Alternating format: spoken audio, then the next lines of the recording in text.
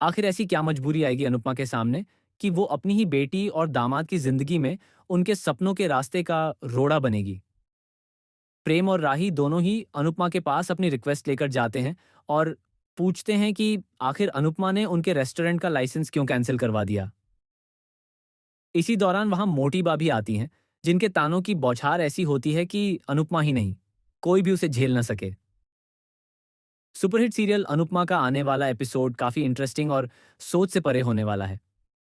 जहां हम सभी ये सोच रहे थे कि अनुपमा दिग्विजय के साथ मिलकर सभी के रेस्टोरेंट को आगे बढ़ाएगी और अपने सपनों को पूरा करेगी, वहीं अनुपमा ने वापस अहमदाबाद आने का फैसला ले लिया।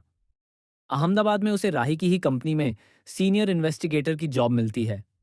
सबसे पहले वो प्रेम के रेस्टोरेंट में इन्वेस्टिगेशन के लिए जाती है, वहां पूरा इंस्पेक्शन करती है और उसके बाद रेस्टोरेंट का लाइसेंस रद्द कर देती है। प्रेम का सपना शुरू होने से पहले ही टूटता देख सभी घर वाले परेशान हो जाते हैं।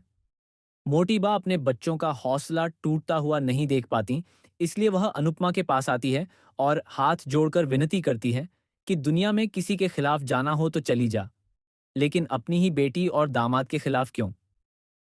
इसी बीच मोटी भाभी यानी वसुंधरा जी वहां आ जाती हैं और आते ही अनुपमा से कहती हैं कि जिस रेस्टोरेंट की ओपनिंग के लिए आप यहां आई थीं, उसी पर आपने ताला लगवा दिया।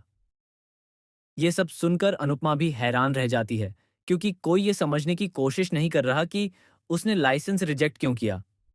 दरअसल प्रेम के रेस्टोरेंट में कई चीजें सही नहीं थीं और वह तय किए गए सभी क्राइटेरिया पर खरा नहीं उतर रहा था। लेकिन उन कमियों को ठीक करने की बजाय सभी लोग अनुपमा पर ही इल्जाम लगाने लगते हैं।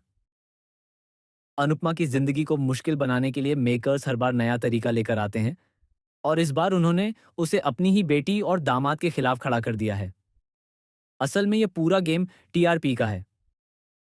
हाल ही में चल रहा दिग्विजय वाला ट्रैक काफी लंबा और बोरिंग हो गया था, इसलिए मेकर्स ने अनुपमा को वापस अहमदाबाद बुलाने का फैसला लिया। हालांकि उस ट्रैक को फिलहाल होल्ड पर रखा गया है ताकि जरूरत पड़ने पर उसे फिर से इस्तेमाल किया जा सके। इसी बीच दिग्विजय को अनुपमा का वह लेटर मिलता है जिसमें उसके बेटे समर की फोटो होती है और पीछे लिखा होता है कि बिना उसके भी मुस्कुराने की वजह क्या है। ये देखकर दिग्विजय भी अपनी जिंदगी पर ध्यान देने का फैसला करता है। आने वाले समय में जब अनुपमा समर की फोटो लेने वापस आएगी, तब उसकी मुलाकात एक बार फिर दिग्विजय से होगी।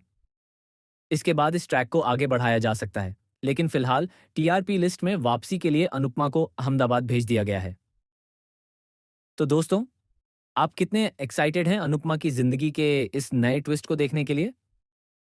कमेंट करके जरूर बताएं और ऐसे ही अपडेट्स के लिए चैनल को सब्सक्राइब करना ना भूलें।